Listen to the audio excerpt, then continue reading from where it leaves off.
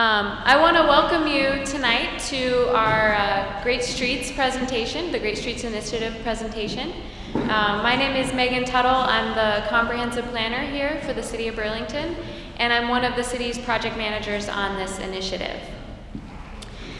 Before I introduce Doug Suisman, who is the lead on our design team, I wanted to just share a little bit about what the Great Streets Initiative is. The Great Streets Initiative is an effort to implement and move forward many of the plans and projects that the city and the residents of Burlington have been working on for many years.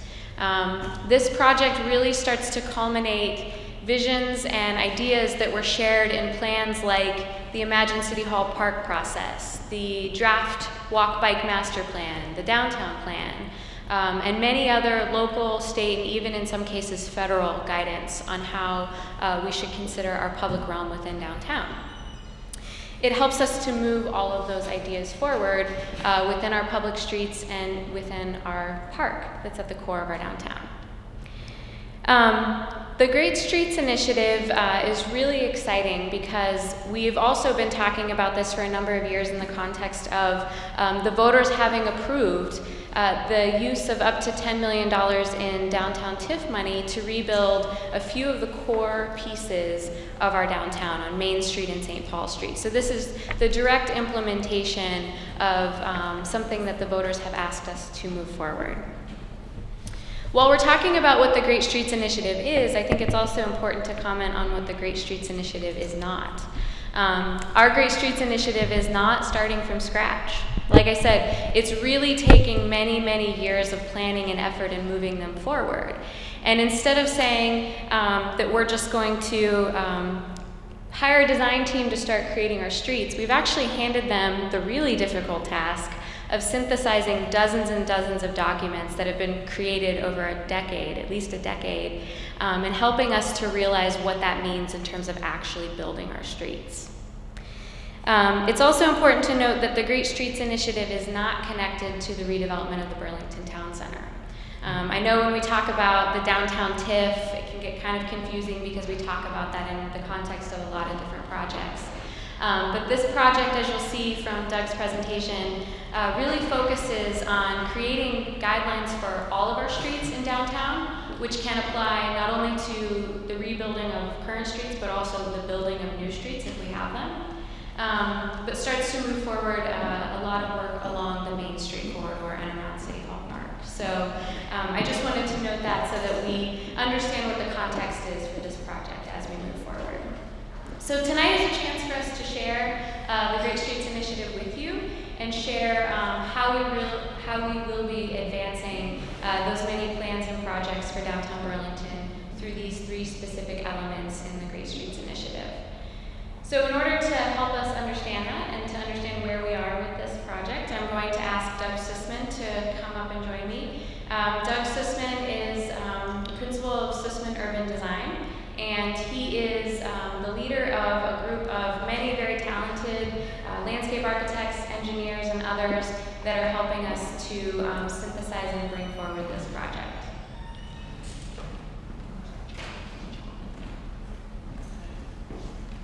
Thank you, Megan, and thanks to all of you for coming out on this beautiful Wednesday night in Burlington. My name is Doug Suisman. I'm the principal of Suisman Urban Design. We're based in Santa Monica, California, and on behalf of my firm, my staff, and our entire design team, to whom I will introduce later on, we're honored to have this chance to work with the City of Burlington and all of you to improve public spaces of downtown Burlington. That's what we specialize in our firm, and we're honored to really have the chance to do it here. Let me tell you a little bit about the project and about how tonight will unfold. We start with the idea in the introduction that, as Megan said, Burlington has done an extraordinary job over the last 5 years of visioning, planning, adopting policies, and moving forward an idea of downtown Burlington that is walkable, sustainable, vibrant, open to all, and a model for downtowns as an urban center for all of Vermont, for this part of Vermont. Now that vision was built up over many years of consensus, and this is an opportunity now to really implement many of those recommendations. So that's an exciting part in any process where a lot of the thinking and imagining has been done. Now we can actually bring it to reality, or pieces of it. We always like to put our work in historic context, so this is a brief history of Burlington as a city, because every time you improve a city, you're working in a long historical continuum of city building, and we like to see that context. But the more immediate context of the last 5 years, since 2010, or 6 years, shows a whole series of visioning and planning processes that have led to recommendations, and we're building on that. So you can see 2016, you can see Great Streets project starts, and the construction will begin, we hope, in spring of 2018. I'll tell you a little bit more about how that process might unfold. The one thing I want to point out is that throughout this process, for you or friends or colleagues who want more information, there is a dedicated website, greatstreetsbtv.com, and we will be, it's up now, and we'll be updating it regularly with the slideshows we present, the images, and information on project schedule and contact information as well. As Megan mentioned, this is the impressive array of work that Burlingtonians have been doing over the last 5 years. This represents a kind of library of all of the studies, standards, policies, planning, state, city level, from bike walk to downtown. And we were charged with reading all of them and extracting and synthesizing the recommendations so that we could move forward on Great Streets. Great Streets BTV has 3 components to the initiative. So it's a little more complex than just we're going to build a park or put up a library. So I'll try to explain it simply in 3 terms. The first applies to all of downtown. And you can see from Pearl to Maple to Battery to Union as the definition we were given. That square grid, for that area, we're going to develop street design standards for the streets of downtown. What are design standards? They're rules, they're guides of the elements that will be used repeatedly over the next generation when streets are rebuilt or redesigned. So they really set the pattern, they set the direction, and it's a kind of rule book, and we'll talk a little bit more about that. But it pertains to 5 categories. You can see them. The handling of stormwater, very important, because otherwise stormwater will continue to contribute to pollution in Lake Champlain, and no one wants that. Trees, street trees, very important for any downtown. Lighting, and we'll talk more about that. Furnishings, the elements on the street, from benches and signs to bike racks and covered bike parking. And pathways, all the different ways that people move, whether on foot, bike, wheelchair, bus, truck, emergency vehicles. So those are the elements that the standards will address. The second part is, and this is a little bit unusual, when a city asks us sometimes to help with developing this rule book, they don't usually say at the same time, and by the way, let's also plan one of those streets and use the standards that you are developing at the same time. But it's actually an exciting opportunity, because on Main Street, for 6 blocks from Battery to Union, and the area around City Hall Park, which we call the Park Square, and 2 blocks of St. Paul, we're actually going to develop a concept plan that puts the new standards into play. And we'll see if they're working, and if they're not, we can make adjustments to the standards as we're doing it. So there's an advantage to doing them at the same time. The third piece is where we actually build something. So within that plan, once the standards are adopted and the concept plan in red is approved, we'll go ahead and develop construction documents for 2 blocks of Main Street, from Pine up to St. Paul to Church, and for City Hall Park itself. And the funding is in place to actually go ahead and implement that with a planned start of construction in early 2018. So for our team, it's a wonderfully rich challenge to develop the standards, come up with a plan for Main Street, and then build 2 blocks in the park. It's a complex and I think ambitious program and very doable within the context of all the work that Burlington has already done. But what's a great street? That's the charge. These standards, this plan, this construction is supposed to make a great street or a series of great streets. 4 things. Great streets, as Burlington has defined it and many other cities have adopted and built as well, are walkable and bikeable, first and foremost. The consensus across a broad swath of the community was that downtown Burlington should just be a great place to walk and also a great place to bike. It's got to be safe, convenient, and protected. It needs to be sustainable. Vermont and Burlington pride themselves on their green initiatives, on their sustainability, and so great streets should be sustainable. They shouldn't pollute. They should be energy efficient. They should provide shade to keep cooling of the pavement down and so forth. There are a number of initiatives that we'll take. They should be vibrant. And this is important. We can do a beautiful street, we can do a green street, but if there's nobody on it, it really hasn't succeeded as a great street. Great streets are filled with people, open to everybody, accessible, inclusive, good for those who own property and who manage shops and restaurants and services along the streets that we all depend on. So it has to do all of those things. And of course, you have an award-winning great street in Church Street Marketplace already. So Burlingtonians know what a great street is, but the vibrancy of Church Street has some spillover, but it doesn't spill over through all of downtown. The goal is that almost all of downtown will feel not the identical vibrancy, but the same level of vibrancy throughout downtown as the city grows. And finally, it's got to be functional. It has to work. It has to work whether you're walking or biking or taking a bus, whether you're delivering goods to one of the stores. It has to be maintainable by city staff within reasonable budgets. It has to be affordable. It has to work in the snow. It has to work in the rain, not just on a beautiful day like this afternoon. So those are the series of demands. If you satisfy those and do all of those, I'm very convinced that Burlington can have a whole downtown of great streets and spread all of the good work on Church Street to the rest of downtown. Now, all of that will lead to a set of features that would be visible, and this is an array that we have started with. These should be enshrined in the standards. The standards will be a kind of rule book, but what they will do is bring to downtown Burlington things like rain gardens, efficient parking, wider sidewalks, better crosswalks to make it easier to cross the street, good snow management, a big issue, expanded tree canopy. A lot of the trees aren't doing so well. So these are the kinds of features that will be enshrined in the standards. This is a sort of working group from initial things that we've heard from city staff and from the public. And we'll refine this. I want to just parenthetically say that we'll be coming back a number of times. This is the first round of public meetings, so rest assured this is the first, but certainly not the last time that the public will have an opportunity to have input on this. We'll come back with some draft standards on our next trip and get a whole other round of input. Then we'll come back with some final standards, and those will be subject to a lot of conversation. And then finally, at some point, they should go in front of your elected officials for adoption. But there are going to be many rounds of this. So let me tell you what we've seen. This is now our 3rd trip to Burlington.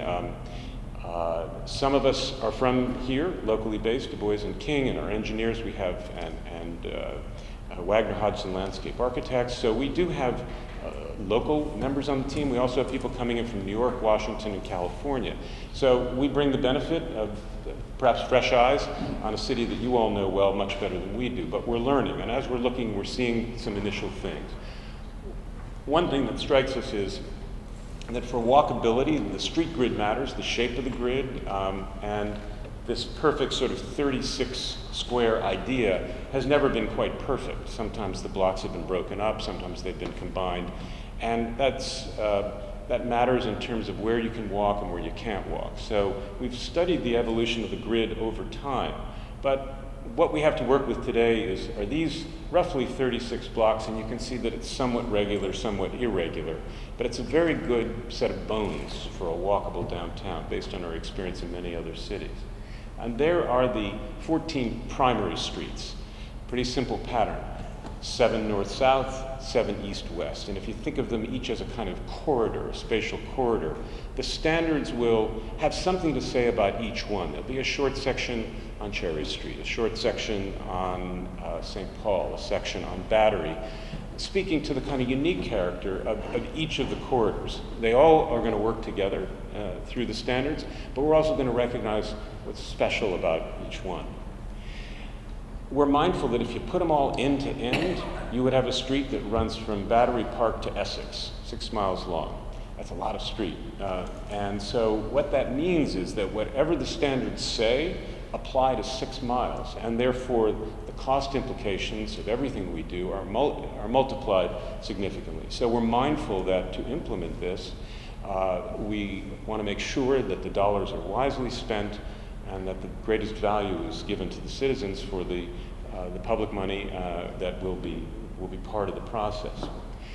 It matters in terms of the amount of public space. It's surprisingly, if you look at those orange streets and we total it up, it actually accounts for 33% of the land in downtown. So these standards apply to a third of all of the land and virtually all of the publicly owned space in downtown, other than property that's owned by the city, but where there's a public right-of-way and no building. It's a lot of space, and so the implications of this are strong. When you walk around in any city, you mainly judge it by its public spaces and the private buildings that are along it. So this will have a big impact on the look and feel of Burlington for the next generation or more. The good news in terms of walkability is that downtown is compact. The 6 by 6, 36 blocks is about a half mile across. That's a 10-minute walk at average walking speed. So that means that downtown really is very walkable, and that's good. Some downtowns spread out and they're not so easy to walk. So good start on that. The streets are pretty easy to cross. They're sort of in the middle range of width. Some cities have huge, wide boulevards that are hard to cross and intimidating because of their width. Most of Burlington streets are about 66 feet wide, which means that the crosswalks, from the time you leave the curb, get to the safety the other side, is around 42 feet. And that's comfortable. We do have two very wide, much wider streets, downtown, Battery and Main Street, whose right-of-way is 99 feet, and they require special attention. Main Street's somewhat easier to cross because it only has 2 lanes of travel, but our team just crossed Battery a couple of times this afternoon, and 4 lanes of travel, 2 in each direction, 99 feet. It feels more like crossing a highway, and that creates a kind of barrier to the waterfront. So Battery needs special attention to make sure that it's easily crossable and feels safe and comfortable. The blocks themselves are about 400 feet long. That's a good distance. It means that roughly every minute and a half, if you're walking briskly and not stopping, you have another street and another set of choices for routes. So the consensus on walkability is that small blocks are good. Portland, Oregon, the kind of all-star of walkability, has 200-foot by 200-foot blocks, really tiny blocks. Tough to build on because they're so small, but it means that it's a very rich walking experience. Cities that have blocks that are 600 feet or 400 by 600 mean it's a long walk to the next street, and you have many fewer choices as a pedestrian. So the size of the blocks is beneficial for walking. So let's take a look at some of the implications of that. And I'm going to just show you this view. This is a kind of, we call it our sort of cartoon view. It's not precisely to scale. The streets are slightly enlarged to make it more legible. But it's what a bird would see flying out over Lake Champlain, kind of bird's eye view. I want to note that we're well aware of the Town Center project and the fact that a key component of it is that St. Paul Street and Pine Street would be restored, and so we are showing that here as an assumption. We assume that will happen, and that's why you're seeing those 2 blocks in the grid. We've noted them as proposed. We're mindful of access to downtown. I'm not talking about on foot or on bike, because on foot or on bike or by ferry, for example, you can come any number of ways. Or by boat, but in vehicles, in buses and cars, there's certain streets which are gateway streets that most people approach, and we'll be mindful of how people and vehicles get to the edge of downtown and then what happens at those thresholds coming into downtown. Clearly, the Church Street Marketplace stands out in that grid as the only non-vehicular street, the only pedestrian-only street, and obviously it's a great success story, but it's a standalone, and its conditions are not matched on other streets where they're shared with vehicles. The fabric of downtown is very favorable. Jane Jacobs, the great urbanist, said good cities have a mix of old and new buildings. You don't want to be all old and fossilized, and you don't want to be all new with no sense of the past. If you look at these historic buildings, they really cover most of the grid, except, of course, the northwest corner, which was subject to redevelopment in the 1970s. But that means that there's a very good mix of old and new pretty much across the grid, which encourages walkability. The fabric isn't great in one part and not great in another. And the same is true with where kind of key landmarks, everything from theaters and churches to civic buildings, they're well distributed across the grid rather than concentrated in one, let's say, civic center or arts district. And that also encourages walking from place to place. So all of this is favorable for what we've been tasked to do. Another key aspect of the grid is where you don't just look down the street and your eye goes on forever. In other words, where the view terminates on something, hopefully, that is attractive. Many of them terminate, a number of the streets terminate on the lake, which of course is very desirable. Another terminate on historic buildings, most notably Church Street itself, terminating with the church at the top. But there are other terminus points. Some of them are obstructions, for example, with Town Center, which would change if the two new streets go through. So sometimes it's good to have a street terminate because it gives you a sense of destination. Sometimes it's not good because it blocks you from getting through where you want to go. So we're mindful of where these terminuses occur. There is, in the middle, from the beginning of Burlington's founding, there was always a public space in the middle of that grid. It wasn't always called City Hall Park. In fact, it wasn't always called a park. Initially, it was called a square. It was called Courthouse Square, and then City Square, the Square. It actually wasn't square at all. It was round initially because it was easier for the horses to circulate. In the late 1800s, it was converted into a park and has remained since. But that notion of a set-aside public space in the middle is very important. However, the park as it stands today faces some challenges. I'm sure those of you who use it know that it has its wonderful moments and times at the farmer's market, and then other challenges that you've told us about. Part of the problem is it's somewhat isolated. It has the unusual condition of City Hall and the firehouse and then the RERA building, let's call it, really form a kind of block between Church Street and the park. There are other cities where the park would be right next to the main street, or where there would be a single courthouse that you could see around and walk around. So it has the effect of kind of creating a wall between Church Street and the park, which has diminished to some extent its vitality. It's also blocked off by somewhat heavier traffic on Main, less so on St. Paul and College, but certainly the town center blocking it at Bank Street has limited access from the north end, the old north end, and from the north side of downtown. So again, the reintroduction of St. Paul and Pine will be beneficial. The land uses throughout downtown, one thing we just want to note for those of you who may live within the square, but on those edges that are marked in orange, these are more historically residential areas. And you'll note that the designated downtown district generally goes around them, and the street standards will be respectful of the fact that those streets are not core urban commercial streets for the downtown. They have a residential use and a residential feel, and the standards will reflect those special cases at the edge of the square. The town is built on the ground, on terrain, and it's not flat, as you know. And it's interesting that the terrain, these are the contour lines, runs about 45 degrees to the grid. It's rotated, so that if water were free to flow, as it was before the town was built, it would basically flow this direction, and that's why College, Main, King, and Maple are really the lake access streets, because the terrain is coming down, whereas Battery Park sits up the steeper slope here. But when cities are built, water is channeled, and so stormwater no longer flows freely. It has to flow in a zigzag pattern through the street system. And that's why stormwater is such an important part of this project, because it flows through the streets. It ends up in the gutters and the storm drains, and ultimately in the sewage treatment plants or the stormwater treatment plant, and then in the lake. And the city is under a very favorable mandate, a beneficial mandate to limit the phosphorus and pollutants that go into the lake, and we have one of the country's top experts on stormwater treatment on our team, and we're all enthusiastic. This isn't, for us, an unpleasant task. Actually, the treatment of stormwater has produced beautiful streets with rain gardens and other innovative forms of streetscape. They're doing that important job in actually beautifying and helping to revitalize streets at the same time. Vermont is a beautiful state, Burlington's a beautiful city, and part of that is its tree canopy, but there's an interesting hole in the tree canopy, right over the sort of densest part of downtown.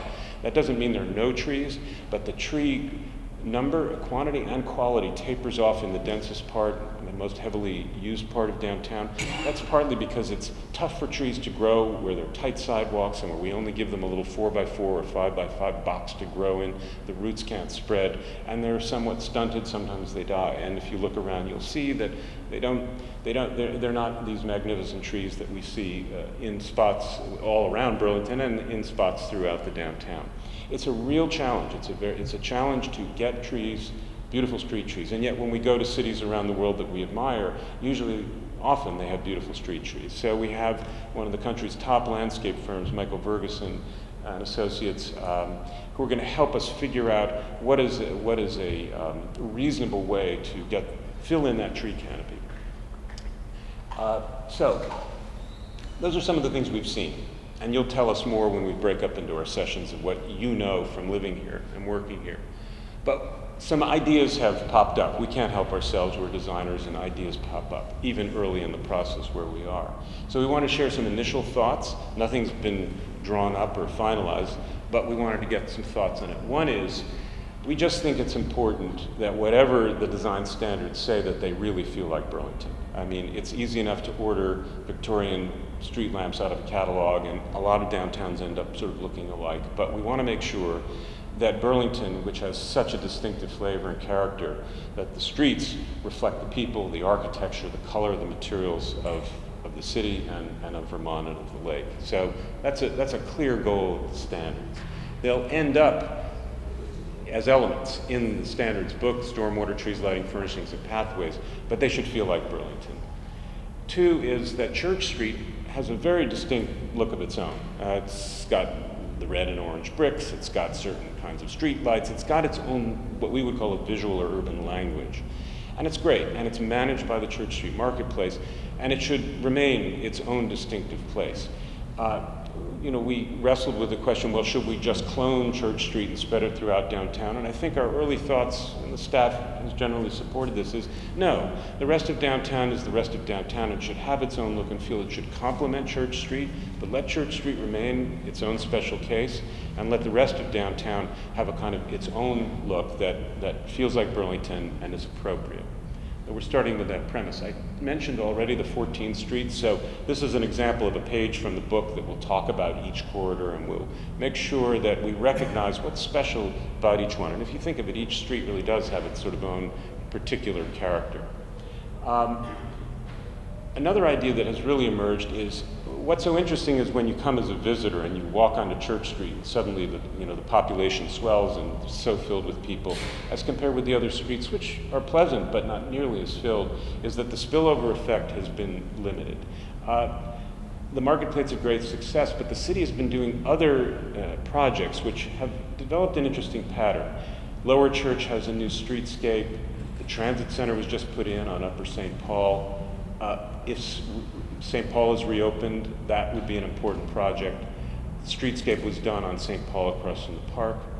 And Kevin Perry, our stormwater expert, has already prepared a stormwater plan for College Street. And if we add into that now the Main Street plan that we've been asked to prepare, you'll see there's a kind of pattern that emerges that we call the pinwheel. And what that has the potential to do is a kind of recentering of downtown. I mean, the center feels maybe a little bit too much exclusively on Church Street, whereas it was always intended to be centered on the square or the park, with Church Street as an important part of it. So the thought here is to grab all of the energy of Church Street, engage it into the park. St. Paul reopened becomes an important second leg that runs by the park, and then College and Main bracket it. And it allows to take some of that energy which is up on the plateau of Church Street, turn it, and connect to the waterfront, which has been a key goal of every plan. Everyone says connect to the waterfront, because the waterfront's obviously wonderful, but it also feels a little disconnected because of the terrain, because of the problems of crossing Battery. How do we take all of this together and connect it to the waterfront, which after all is the reason Burlington is where it is in the first place, and really at the core of its identity. You'll see here that the Main Street plan, this is a kind of cartoon that was on the poster that we put out. So this was just a sort of early, this is not the design, it's just an idea of a plan.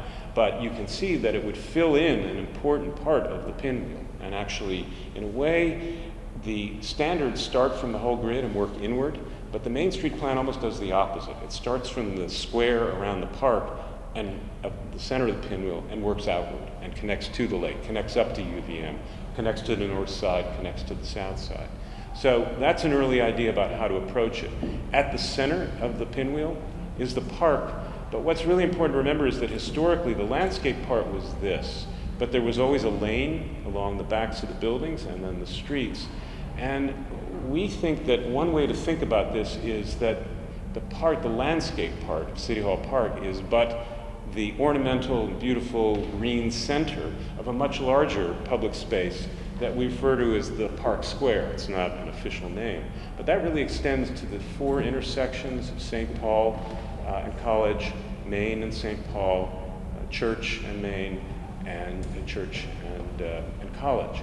And if you think about that as a single space, you can see how the pinwheel allows people to transfer and turn, walk along Church, turn, come through the park, and head down to the lake, and so forth. So we'll talk a little bit more about how you do something like that, what the challenges are, why it doesn't work that way automatically, and it doesn't. You really have to intend it that way. We want to fill in that hole by weaving street trees through with special techniques that we'll discuss, including some fairly ambitious and often expensive mechanisms called silvacells, which is a kind of cage under the ground that allows the roots to really spread through very good soil, but you can also run utilities through it, but they're quite costly. What it means is you'll get a beautiful tree for 50 to 75 to 100 years if it's done right, but there's a higher initial cost. So we'll look at how trees are handled, and we'll talk about that. Clearly, a lot of the infrastructure needs to be built. It's time, and the TIF money will go towards rebuilding things like curbs and crosswalks and sidewalks. We'd really like to think about more durable materials. Granite's widely used, and it's used in parts of downtown, but materials like that, while they may have a higher initial cost, actually have a lower life cycle cost. They cost less over the long term because you don't have to replace them as often, and they simply last longer, and they're also beautiful. So we think that the concrete curbs just aren't serving downtown Burlington well, and if you walk around afterwards, you'll see that you may not notice them, but it gives a kind of rundown look even to a thriving street when the curbs are all broken up by, understandably, snow plows, snow, rain, all the abuse that any street curb will take. So, with that, we're going to make you work tonight because we have a bunch of questions that we want you to think about. So we have 2 sessions. And I think we may do it in 2 separate sessions. We've got enough people, I think. So here's how we're thinking about doing it. We'll have one session that is on the downtown street standards, and you can go to that first, and then we'll call time out, and then we'll switch, and you can go to the other one, which is the Main Street concept plan. And the people who've been thinking about Main Street for 20 minutes or 25 minutes will then go over to the standards. And we have a set of questions that we've come up with. They may seem a little random. They're not necessarily in a hierarchical order, and we're certainly not asking you to make any decisions tonight. Think of this more like the Iowa straw poll. It's non-binding. We just want to get a kind of read. What do you think about this? No decisions are being made, but we are going to ask you to assert your opinion in the form of dots, either a red, yellow, or green dot. Red means bad idea, green means go for it, yellow means, I've got some questions, but I'm interested. And then we're going to ask you to write comments about anything that strikes you. If you don't like the questions we've asked, feel free to ask us other ones. I mean, this is what's on our minds, but if you have something else on your mind, we meaning the design team and city staff, will be splitting up, we'll be circulating, I'll identify them. It's really the beginning of a conversation, and we thought this would be a way to do it. So I do want to brief you then each, so you're each going to have 2 sessions to go to. I hope you'll stick with us. And I want to brief you a little bit on the particulars of each. So those of you who start with the design standards, or when you get to the design standards, remember that we're looking at all of downtown. This is the Main Street plan and this building. We're not talking about the third part. We're not talking about the construction of the 2-block or about the specific design of City Hall Park, because we've asked the park designers to hold until we kind of catch up on this other stuff. When we come back next time, we'll have a more focused discussion on the specific design of the park itself. So we ask you, if you have burning questions or thoughts on that, please hold it until our next visit, because we're just not at that point yet. We will be talking about the standard, so that goes away, but we will be talking about the standards. And the goal, the end product is going to be a book. It'll be a PDF, everyone will have access to it, it'll be online, but it'll have ingredients in it. It'll have things like patterns and color and a bench or several bench options. So that's the end product of this. But what it means overall, when you apply that book to downtown, it won't happen all at once, but over time, what it means is you should have a great pedestrian network of sidewalks and crosswalks that just make it easy and a pleasure to move on foot or on bike throughout downtown. It means that the green spaces, which are so important to Burlingtonians, should be captured and engaged in that pedestrian network. It means that the historic buildings should be recognized, honored, illuminated, engaged in the experience of downtown. And that on private land, which is the red, that the development of the public space should encourage sympathetic, compatible, lively development along the edges. That means no blank walls, it means storefronts, active edges, private development that enlivens the public space, and public investments that encourage the right kind of private development. That's the goal that we're looking for. And a lot of that is going to involve some difficult choices, like how much money do we have to spend? We're not going to deal with those tonight. That will be for elected officials finally to wrestle with. But we will be having options, some more expensive, some less, so that depending on the circumstances, like how do we handle the tree belts where grass is worn away? Do we pave them? What do we do with them? So you'll be looking at details like that. For those of you who are on this side, Main Street's here. For those of you who start on this side in the Main Street plan, you remember you're talking about 6 blocks, the space around City Hall Park and St. Paul. And in that case, remember we're dealing with this part of the pinwheel. What's the vision for Main Street? It's a special street, it's a slope street, it's a wide street. It's not really the main street the way we usually think of Main Street, which is the main commercial flat shopping street. Church Street is really Main Street, and Main Street is really Lake Street, if you will. But it's okay. It's a wonderful street, whatever the name is, but it's got its own distinct character. And one of the things we want to think about is how do we bring more pedestrians to Main? How do we bring more bicyclists to Main? And how do we bring more parking motorists? How do we connect Main better? Because it can sometimes feel a little bit cut off from other parts of downtown. How do we animate it with those populations? There we're going to talk a little bit about parking. We met with many of the merchants along Main this morning to address how do we get your customers, how do we get people to you? And that includes people who are parking and parking garages. The draft bike walk plan has a dedicated protected bike lane on Main Street. What does that mean? We think it's a good thing, but it has implications for the design of the street, and you guys can talk a little bit about that. And one aspect that's important to us is that the diagonal parking, which is appropriate for small towns and suburban areas, may not be appropriate. It prevents us from doing a number of things. So we're looking at the idea, diagonal parking takes up a lot of room, 150% of the space of a parallel space, and all the maneuvering space behind it, when in fact all you really need for the traffic lane is that. So one of the early ideas is to convert the diagonal parking to parallel parking. That is the key that unlocks all kinds of possibilities for wider sidewalks, bike lanes, better tree belts, and so forth. So that is a kind of underlying premise of what we're doing. There'd be some reduction in on-street parking, about 30%. And so that's the trade-off, but the benefits, we think, are very good. And finally, the notion of something called shared space. Shared space, what's shared space? Every time you drive in a parking lot or walk in a parking lot, you're in shared space. That's where cars and people are actually all on one paved surface. There's no curb, there's no crosswalk. And what happens when you drive in a parking lot? You drive really slowly, right? And people walk with care, but you kind of share the space. People are doing that on streets around the world now, believe it or not. Any of you who've been the 2 hours up to Montreal know that in front of the cathedral, there is no raised curb. It's all one surface. The cars go through, they're bollards. And that makes a beautiful connection between the space and the church. Imagine a similar relationship between City Hall Park and the Flynn, where it was all one space. So when we talked about a single space, shared space is one way to do it. Now, it shouldn't be a foreign concept because you already have it here in Burlington. Every intersection of the Church Street Marketplace is already shared space. Take a look at it when you go out. It's all one level. The only thing stopping the cars from going in and out is the bollards. I talked to Bruce, the bollard guy, this morning, who showed me how he takes them in and out to let the trucks in. But it's level. There's no curb there.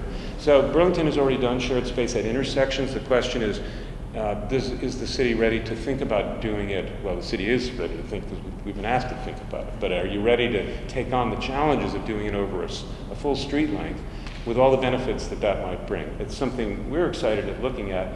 Would we do it all around the park, on one of the blocks, 2 of the blocks, 3 of the blocks? So it's something we want to ask you to think about in the question session. And finally, how do we connect Main Street better to the lake?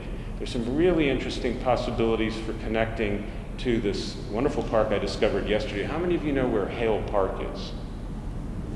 Some. It's a hidden treasure. I was surprised this morning how many people didn't know it. It's also the Lake Champlain Navy Memorial. It's a beautiful little pocket park behind Echo, maybe people may not know the name, but it's hard to get to. And yet, the interesting thing is, it's right at the end of Main Street. And it's actually a wonderful way to approach the lake. But right now, you kind of can't get there, or you can, but you got to sort of walk around some trash containers, and it looks like you're not supposed to go there. So that would be one way to connect. And the other is the last block of Main. This is actually still called Main Street officially. It becomes Lake over here. This last block is an important part of the connection to the lake. So those are some things that we're thinking about. We're going to ask you to think about it. We'll break up now. I think we're more or less on schedule. We're good. And so what is the timing? About 20, 25 minutes to take a look. It can be conversation. Don't feel too much pressure. If you can't answer all the questions, there are no F's in the class. It's just, we can come back. And by the way, we'll stay longer for those of you who may want to continue conversations.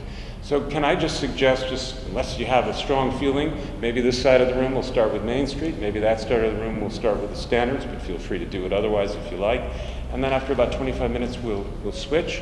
And then at the end, we'll come back together to just sort of talk about what we heard and then talk about next steps. All good? All right. Well, thanks for your attention. We'll see you in a little bit.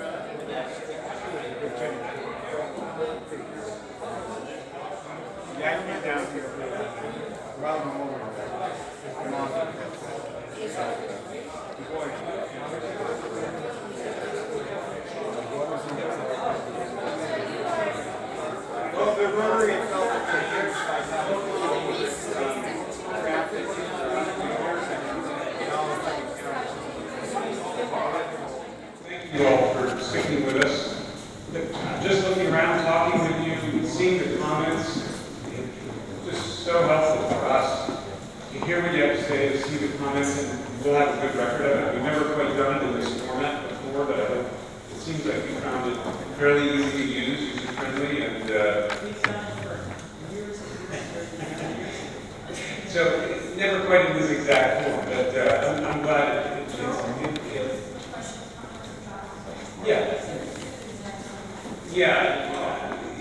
Burlington showed us a lot of good examples of how to get people, so thank you for that. I think we'll just bring it together. If there's anyone who would like to say a kind of summary words or have a sort of closing thought, we'll be happy to entertain it. Otherwise, I think we will, we're going to be leaving these up. We have 2 more sessions. If there's someone who wasn't able to make it, there's another one at 9 tomorrow, 9 to 10:30 roughly, and then another one at 12, so about 1:30. So please encourage people to come and participate. And I don't know, Megan or Laura or Kirsten, would you like to summarize, close up, or? Don't forget about next steps. Oh, next steps, and also, in case you didn't hear, Diane asked if you would, with a little more energy, like to fill out the evaluation form for the event itself. That would be very much appreciated. Next steps is we're going to go back to our drawing tablets and absorb all of the input that we've got and continue to get this week. We'll actually do it Friday. We'll be back sometime tentatively. You might know the week of November 14th. It's not confirmed, but right now that's our working date for a return. But we'll come back with probably some draft standards that we'll make available for people to look at and probably put them up on the wall. And also a draft concept plan for Main Street that has some detail on how a lot of these ideas will lay out on that very specific corridor. And that is, we'll probably also have some updated conceptual designs for City Hall Park itself. So we'll have an ambitious agenda. But that's about 2 months, about 8 weeks from now, and that will be the next step. Do you want to, Megan, would you like to close up? Or yes, go ahead, please. Other times, sometimes these things have been posted online, so we can add more comments if we want, or... Thank you. The comment was that these get posted online, so we are actually working on using one of the city's websites to do just that, so that we'll type these up, and I think that's a goal of ours, is to get the comments organized and digitized and then put online. And then I think in great Burlington tradition, I think people then comment on the comments, right? That's right. They say yes, no, no. Right. Thumbs up and thumbs down, and Yes, an that's a opportunity thumbs up, to further comment. So I think that's our intention to do that. Thanks. Good. Any other closing comments or thoughts? I think everybody. Yes. Any I was just going to say that Philadelphia has started to landscape everything in downtown as a result of aging infrastructure, stormwater is not being constructed quite so often, and they finally have now gotten jobs and infrastructure to these projects. So they've actually approved them, and they're able to work with aging infrastructure. So the references to Philadelphia will definitely get more information on the specific. I'm not familiar with that specific project, but I'd love to get a reference and we'll look into that. Yeah, great. Downtown Philadelphia. Thanks. Great. We'd love to see that. Well, I think with that, I just want to again say thank you all for coming for after what I know was a month or 2 of many, many public meetings. But thank you for coming, being so positive and constructive in your comments, and we really enjoyed meeting you and look forward to seeing you again in November.